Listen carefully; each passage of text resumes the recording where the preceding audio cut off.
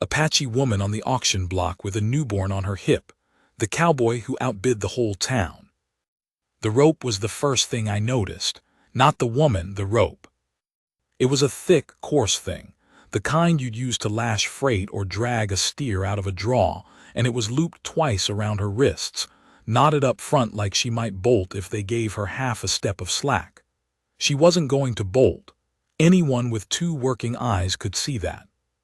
She was standing still as creek stone on that wagon bed, her chin level, not scanning the crowd, not looking at anyone, the baby against her left shoulder and her right hand, though it was bound to the left, curved up behind the infant's back like it had migrated there on its own. Like her body had made that choice even when the rest of her was refusing to make any. I was at the edge of the crowd. I'd ridden into Cassidy Wells for horseshoe nails and a 20-pound sack of cornmeal, and I'd made it as far as Durston's Hardware before the noise from the square pulled me out. I'd been in town maybe 11 minutes. The auctioneer was a man named Clough, ran the livery on the east end of Birch Street. I bought a mare off him 2 years prior, a claybank with a short back and good feet. He was decent enough about horses. Standing up there on the wagon box now, in his vest and sweat-stained hat, he had the look of a man doing something he'd talked himself into being comfortable with, which is a particular kind of ugly on a person. "Clean and healthy," Clough said, and his voice carried across the square like he was selling a milch cow. "Child too. They come together, buy 'em together or not at all, that's the terms." There were maybe 40 men in the square. A few women on the edges, standing apart the way women do when they don't want to be associated with a thing but aren't going to walk away from it either. Some of the men I knew by face.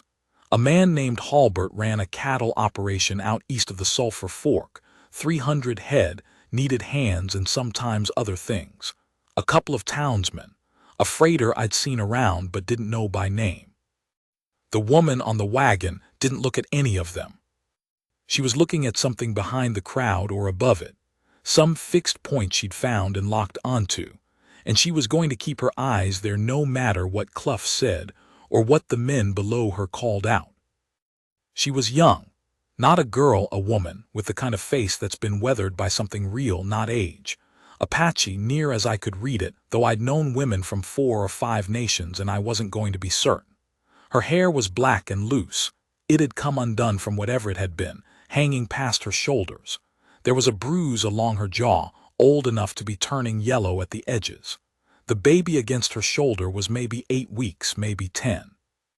Wrapped in a piece of burlap-backed cloth that someone had given her, or that she'd managed to keep hold of through whatever had brought her here.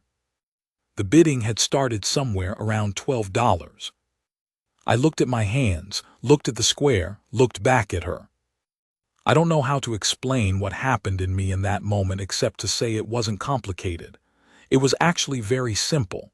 It was the simplest thing I'd felt in years, which was part of why it hit me the way it did, because by that point in my life simple things had mostly stopped happening to me. What I felt was, this is wrong, and I am the one standing here, so. That's all it was, the whole thought start to finish. I pushed through to the front. "My name is Cal Reedy." I was 43 years old that day, which in 1881 was older than it sounds. I've been punching cattle since I was 14, trailed 3 herds up from Texas to Kansas in my 20s, spent a couple of years as a deputy in Crockett County, before I figured out that carrying a badge and carrying a conscience at the same time was a weight I wasn't built to sustain, not because I was crooked, but because the law in those days asked you to enforce things that had no business being law, and after a while, you either go numb to it or you go. I went. I'd been running a small outfit on the Arrowhead Creek drainage for 4 years by then. 47 cattle, a solid bull, a remuda of 6 horses, a 2-room cabin that was tight against the wind in 3 of its 4 walls. The 4th wall I'd been meaning to get to. I had a garden patch that produced beans and squash and, in a good year, some corn. I had a dog named Fetch who had been named that ironically because he wouldn't fetch. I had $862 in a tin box buried under the floor of the cabin, which was everything I'd scraped together since I was 14 years old, and which I had no particular plan for except to not lose it. I hadn't had a woman in my life in 7 years. Not since Marta, who I'd met in Laredo and who had stayed with me on the Arrowhead for almost 2 years before deciding, correctly, that she needed more than I was capable of giving at that time. Marta was living in San Antonio now, married to a man who ran a dry goods store. I bore her no hard feelings. She'd been right about me. I'd gotten used to alone, not comfortable with it. There's a difference, used to it. I don't tell you all that to explain myself. I tell you because when I pushed through that crowd and raised my hand and said, $30, the man standing next to me, man named Purvis, ran a feed store, generally decent, gave me a look like I'd lost my mind. And I suppose you need to know the kind of man I was before you can understand whether or not he was correct. Clough looked at me. Halbert, who'd been at 22, looked at me. Half the square looked at me. The woman on the wagon looked at me. First time she'd moved her eyes off that point behind the crowd.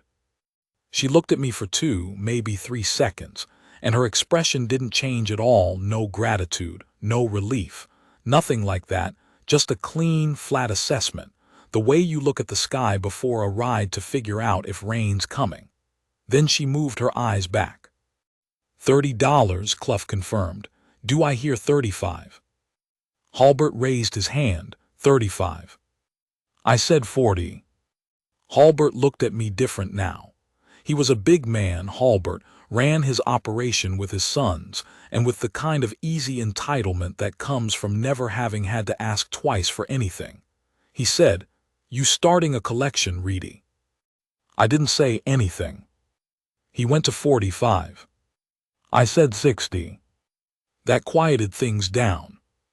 $60 for a person, even in a crowd that had talked itself into the acceptability of the thing, even in 1881, was a number that made people shift their feet. It wasn't the money that bothered them. It was the certainty of it.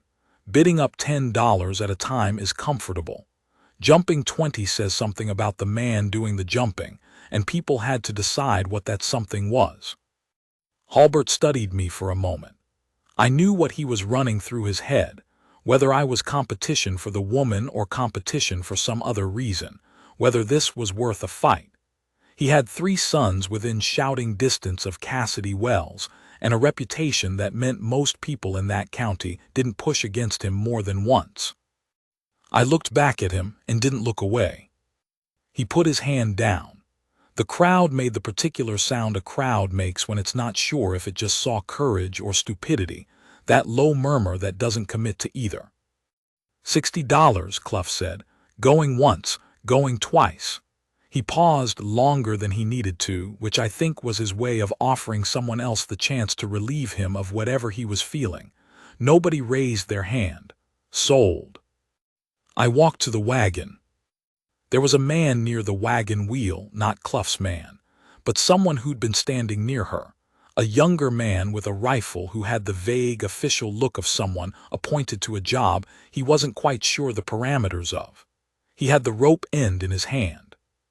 I took out my pocketbook, counted $60, and handed it to Clough, who took it without meeting my eye. Then I looked at the man with the rope.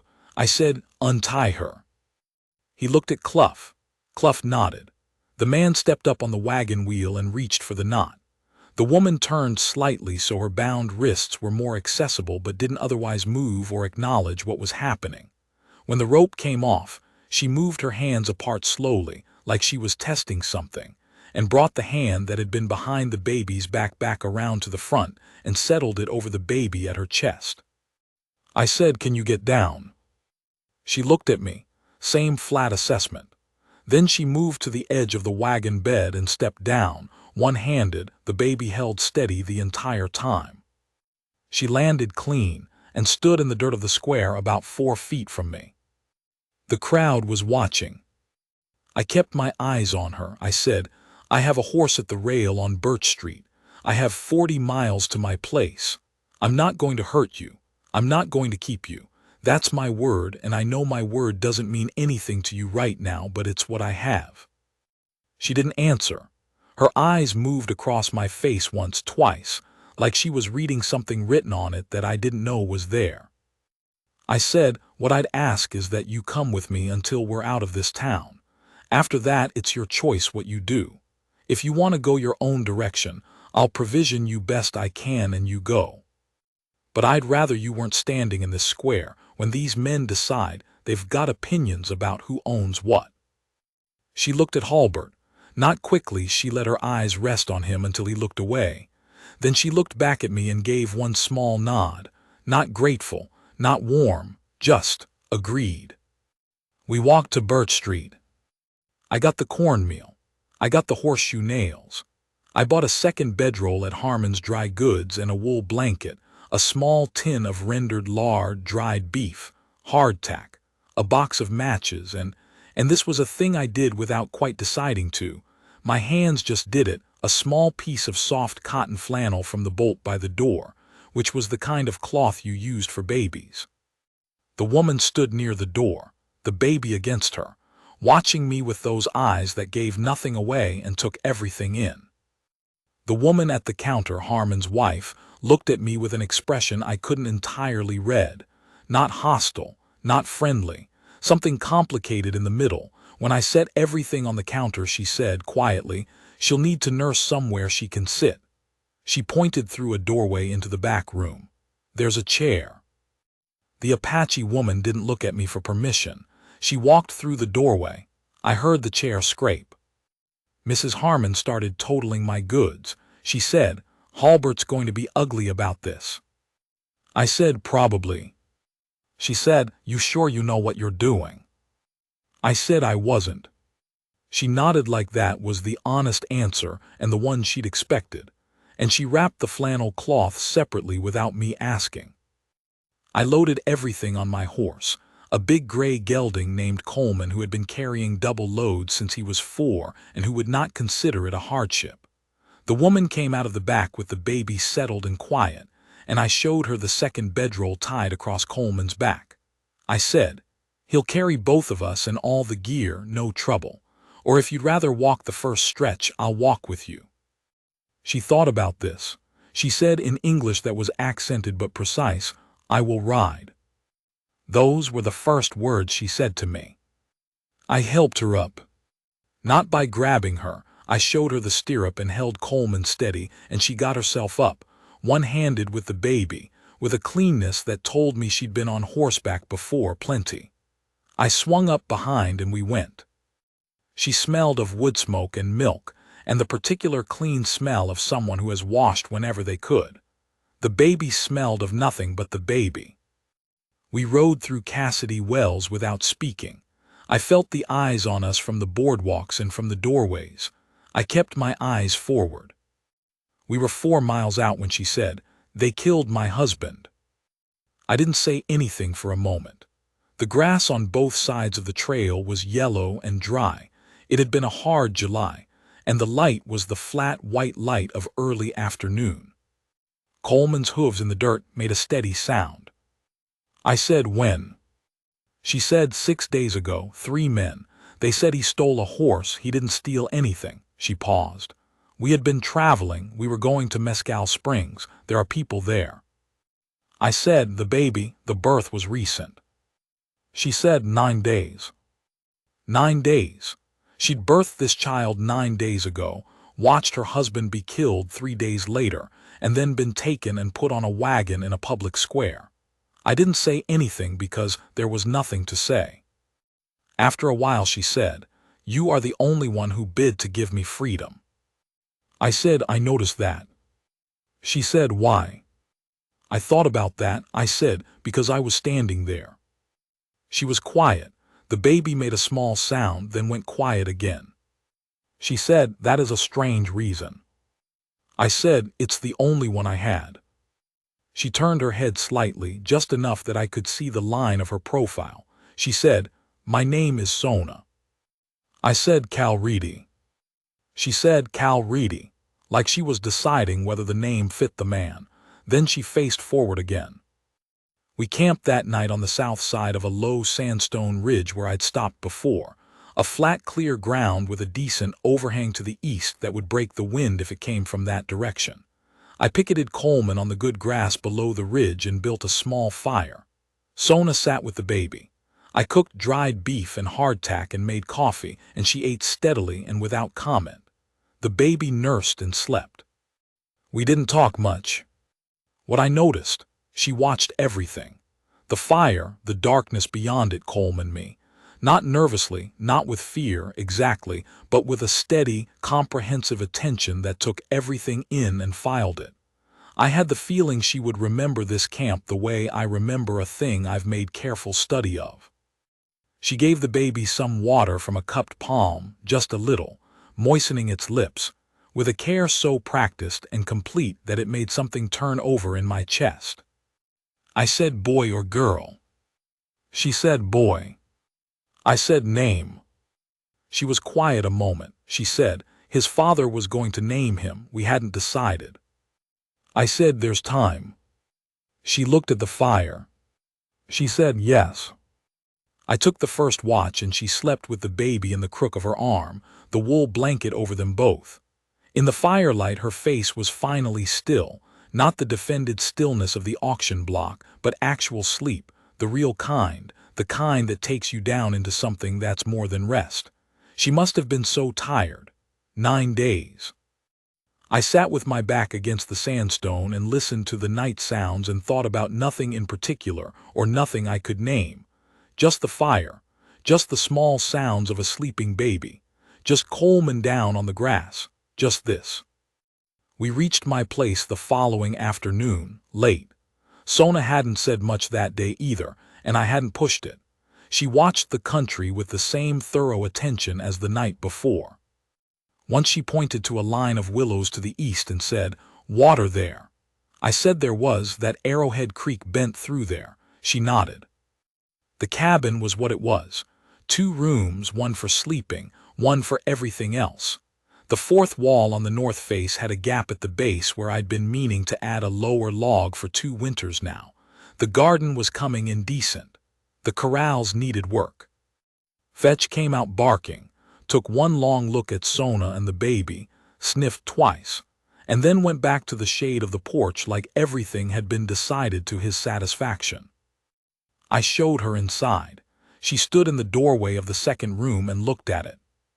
There was a bed, mine, a rope-sprung frame with a good tick mattress that I'd hauled up from Cassidy Wells 2 years back, and a window facing south. The light came through good in the afternoon. I said, "This room is yours. I'll take the floor out front." She looked at me over her shoulder. She said, "It is your bed." I said, "I've slept on worse floors." She looked at me another moment. She said, "Thank you, Cal Reedy." Not effusive, just the plain words said plainly, with the kind of weight you put behind something you mean. She went in, I went out. I want to be honest about the next 2 weeks, because they were not easy, and they were not what I'd expected, and I had been wrong about several things I'd thought I understood. What I'd thought I understood, I would give her a safe place for a little while and she would go. That was the shape I'd imagined. She'd rest, she'd get her strength back, I'd provision her for the journey to Mescal Springs and she'd go, and I'd be alone again, which was what I was used to. What actually happened? She didn't go, and she didn't stay in the way I'd imagined staying either, and the cabin and everything around it began, slowly and undeniably, to change. She started with the fourth wall. I came in from the morning feeding on the 3rd day, and found her examining the gap at the base of the north wall, the baby in the cradle board she'd made from a piece of my scrap lumber and some strips of rawhide. She'd made that in about 40 minutes on the 2nd day, and the workmanship was better than anything I could have done. She ran her fingers along the gap and looked up at me and said, "Do you have a bottom log?" I said there was timber along the creek. She said, "We should cut it today, before the wind turns." I said, "You don't need to do that." She said, "The wind will turn in 2 days, maybe 3. It comes from the north when it smells like that." She pointed at the sky, which smelled to me like sky. The baby doesn't need cold air through that gap at night. We cut the log that afternoon. She couldn't help with the heavy work and didn't pretend to, but she watched how I fitted the notches and told me when the level was off, which it was, and she was right.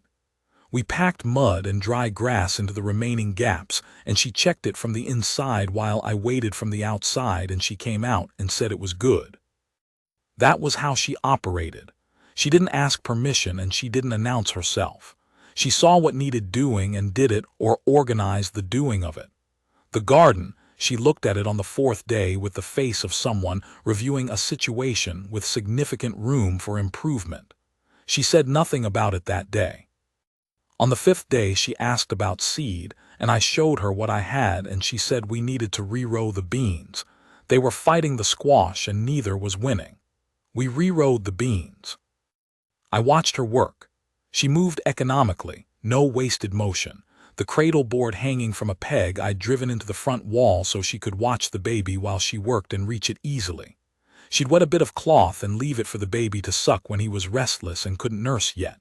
She sang to him, low and not in English, a sound that wasn't quite words, or was words in a language I didn't have, a sound that seemed to come from very deep.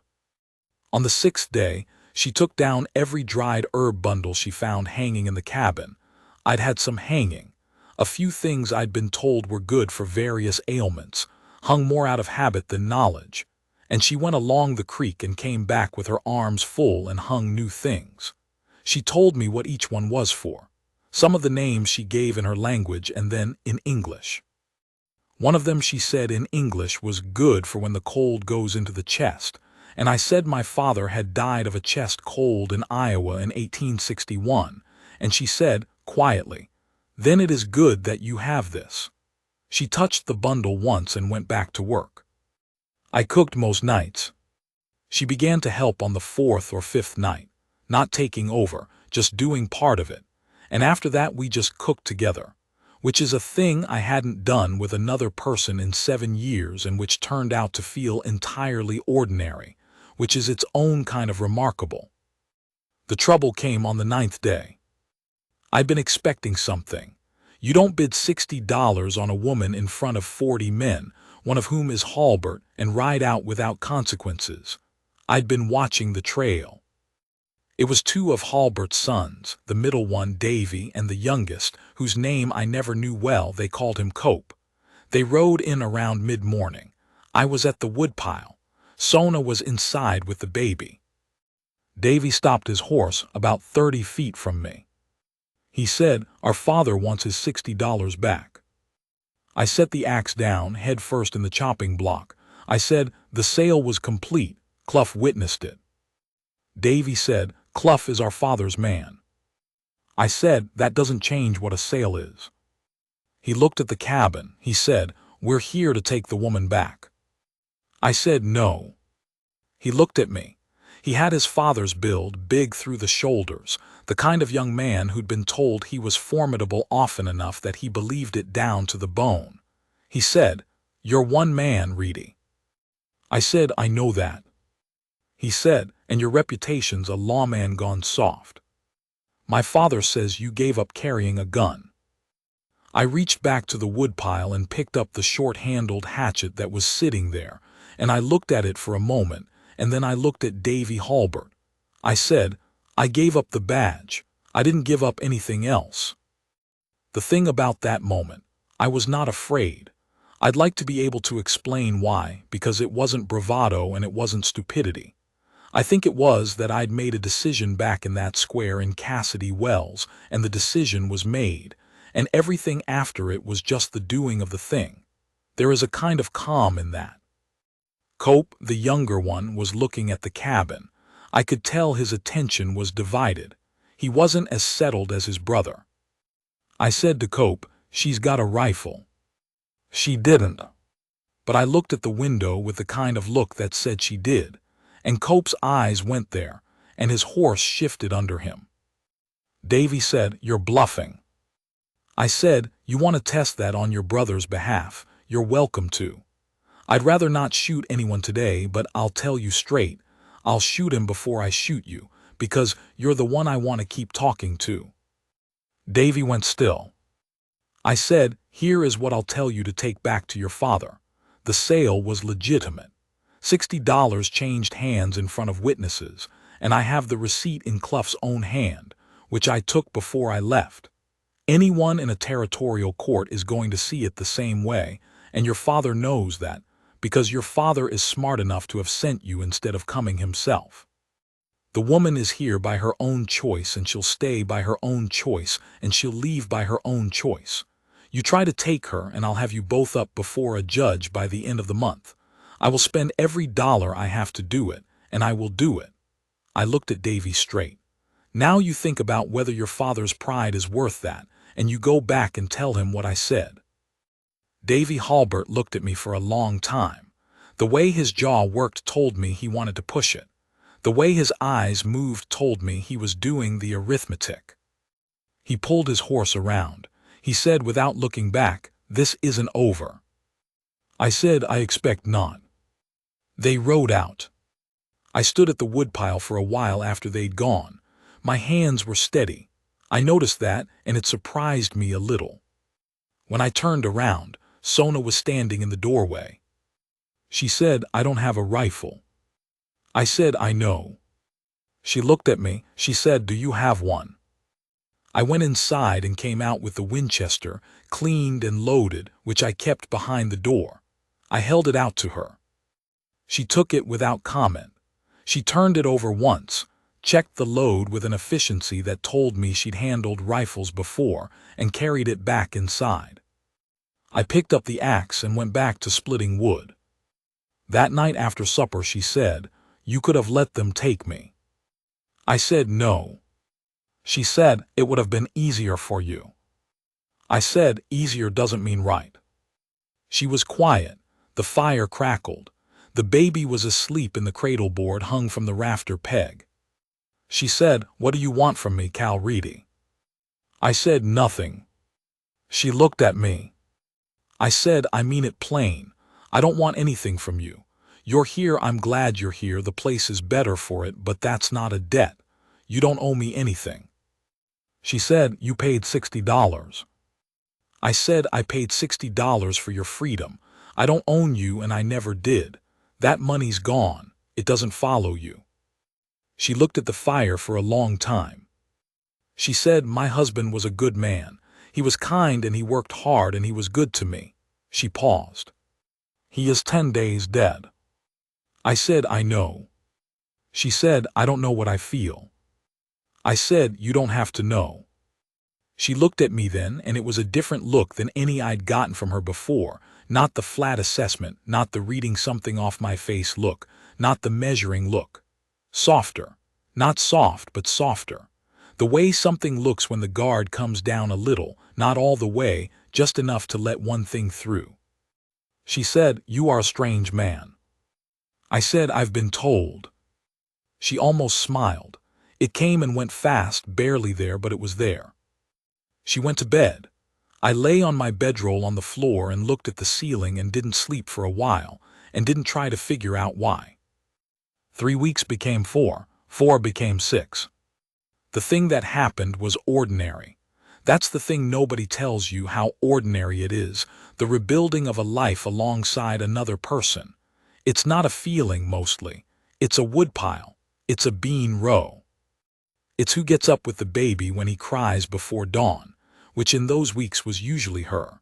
But sometimes she was deep under and I was already awake, and I'd lift him out of the cradle board and carry him in a slow circle around the one room until he settled, talking to him quietly about nothing, about the creek, about what kind of winter we'd have, about horses.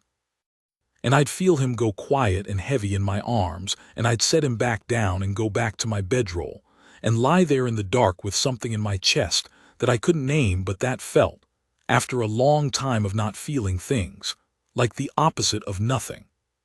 One morning in the 6th week I came in from the corral, and she was sitting at the table with the baby on her knees, and she looked up at me and said, "His name is Eli." I said, "Good name." She said, "It was my husband's father's name. He was a Mexican man, a good man. Eli Sona seems right. I said, it does. She said, do you like it? The question caught me sideways. I looked at her and she looked at me. I said, I like it very much. She nodded. She looked back down at the baby at Eli and said, good. The second trouble came in the 7th week. A man named Jarrett, who served as something between a town marshal and a county official in Cassidy Wells, and whose authority extended as far as people were willing to let it, rode out on a Monday with a piece of paper he was very proud of. I was in the garden when he came. He got off his horse and showed me the paper, which was a complaint filed by one of the auction men, not Halbert, some other man, claiming that the auction had been irregular, that the terms had been improper, and that the woman should be remanded to county custody. I read the paper once. I said, what does county custody mean? Jarrett said, there are charitable organizations in Tucson that handle this kind of situation. I said, what kind of situation? He looked uncomfortable. He said, Indians.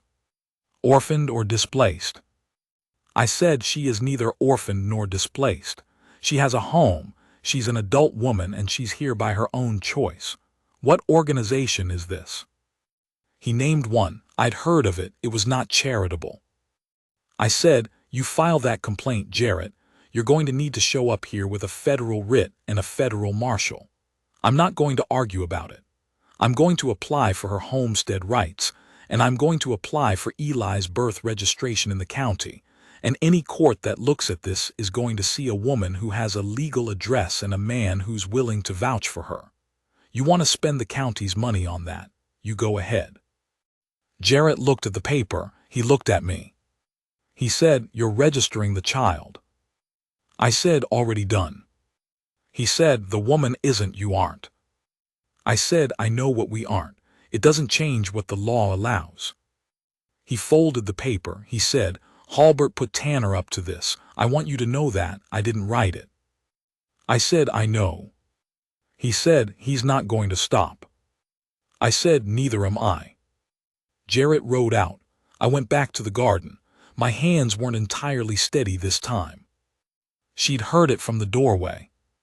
When I came in, she was at the table with the baby, but she'd moved the table so it wasn't in her direct line of sight to the window, which I understood was strategic. She looked at me. She said, you registered Eli. I said, last week in Cassidy Wells. I should have told you. She said, you went to town without telling me. I said, I did. She was quiet. She said, you did this for us. I said, for you, yes. She looked at me for a long time. She said, what are you doing, Cal Reedy? I said, trying to make sure no one can take him from you, or take you from him. She said, that is not what I mean. I looked at her. She looked at me. The light in the room was the late afternoon light coming through the south window, and it was on her face, and she didn't look away. I said, I know what you mean. She said, then say it. I said, I'd rather wait until you're not still grieving your husband. She said, I am going to grieve him all my life. He was my husband and he was good and I loved him. I will not stop, she held my eyes, but grief is not all I am. I said nothing. She said, I see you, Cal Reedy. You are a man who went into a crowd and did a hard thing when no one else would. You are a man who gave me a room and a rifle and didn't ask for anything. You are a man who learned to carry a baby in a circle in the dark without being asked. I see those things. She paused. I am not a woman who says things she doesn't mean. I have no patience for that. I said, I know. She said, do you want to stay like this, separate? I said, no. She said, neither do I. The thing you should know about that night, it wasn't like anything from stories. There was no great dramatic moment. There was a meal. There was the baby sleeping. There was the fire going low and neither of us moving to stoke it. There was her hand on the table and mine near it. And at some point, I couldn't tell you who moved, they were together, her fingers through mine. And we sat like that in the cooling room for a long time, not talking. And it was, in its plain and unremarkable way, the most complete thing I had felt in 20 years. She put her head against my shoulder. Just that. The weight of her head, her hair against my collar. I sat very still, like if I moved I might lose the thread of what was happening, and I put my hand up and rested it against the side of her head, and we sat there in the dark until the baby stirred and she got up to see to him, and I sat alone in the dark of the room and breathed. I want to tell you about the next months, and I want to be honest about them too, because things didn't get easy just because they'd gotten clear. Halbert was still out there. The complaint Jarrett had delivered wasn't the last paper. There were 2 more in the following month, each one more creative than the last, and each one requiring me to do something in response, write something, ride to Cassidy Wells, make an appearance in front of someone official, spend money I'd rather have spent on seed. I did all of it. I spent the winter of 1881 into 1882 in a state of steady, grinding legal combat that was nothing like any fight I'd been in before, because it was fought with paper and patience, and it never came to anything quick or clean. But I did not let up and I did not give ground. What helped me, more than I would have expected, was that I turned out to have allies. Mrs. Harmon, the dry goods wife, wrote a letter to the territorial paper in December of 1881. She wrote it under her own name. She wrote about the auction and what she had seen and what she thought about it, and about a man who had done the right thing and a woman who deserved to be left in peace. I didn't ask her to write it, and I didn't know about it until the paper arrived. I read it twice. Then I folded it up and put it in my pocket and walked out to the barn and stood there with my hand on Coleman's neck and didn't say anything for a while. Purvis, the feed store man who had given me the "you've lost your mind" look in the square, came out to the Arrowhead in February with a sack of oats he said he'd been meaning to bring, and which we both understood was not about oats. He sat at my table and drank coffee and talked about cattle prices and the weather and didn't mention the legal business except at the end, when he stood to leave, and he said, "Halbert is losing interest. It's become expensive and it's become embarrassing and he's running out of men willing to sign papers." He put his hat on. "Thought you'd like to know." I walked him out. I said, "I appreciate you coming." He said, "Weren't nothing." He got on his horse. He said, "You know there's talk." I said, "I expected so." He said, "Most of it's decent. People saw what happened in that square and they're not all proud of what they did or didn't do." He gathered his reins. "You're not as alone as you probably think you are." He rode off. Sona was in the doorway behind me, Eli on her hip. She'd heard it. She said, "Is that true?" I said, "Maybe." She said, "It is true." She looked out at the trail Purvis had ridden. "People are watching how a man acts, and they remember." The legal trouble ended, not with a bang, not with a confrontation, not with anything dramatic. It ended the way most things end, which is gradually and without ceremony. The papers stopped coming. Halbert's name stopped appearing on documents. Jarrett stopped writing out. The square in Cassidy Wells, when I went, had mostly ordinary people in it doing ordinary things, and the men who'd been at the auction looked at me with a range of expressions: embarrassment, neutrality, occasionally what I'd call respect, but none of them were looking for a fight. Sona and I rode to Cassidy Wells together that spring. First time she'd been back. She sat Coleman straight, which she always did, Eli bundled against her chest in the cradle board. We went to Harmon's and I bought seed and she bought cloth, good cotton in 2 colors, and Mrs. Harmon came from behind the counter and took Sona's hands in both of hers and said something I wasn't close enough to hear, and Sona said something back, and Mrs. Harmon laughed. I hadn't heard her laugh before. I stood near the door and looked out at the street and gave them their moment. When we left, walking out to Coleman at the rail, Sona said, "She said Eli has good cheeks." I said, "He does." She said, "You looked better than you did a year ago." I said, "I imagine I do." She looked at me sidelong. She said, "I told her you always looked fine to me." I stopped walking. She kept walking. At the rail she turned around and looked at me with that expression that had a whole country in it, some of it warm and some of it amused and all of it entirely, specifically hers. I went to her. We stood at the rail on Birch Street in Cassidy Wells in the April light, and I put my hand against her cheek, and she turned into it, her eyes closing for just a moment, and Eli made a small sound between us like he was registering an opinion. I laughed, first time I'd laughed in a long while. The sound surprised me. She opened her eyes and looked up at me and said, "There, I was wondering when that would come back." I said, "What?" She said that. She touched the corner of my mouth. "It has been away a long time. I am going to tell you the last thing, and then I'm going to stop." It was September, maybe 2 years after the day in the square.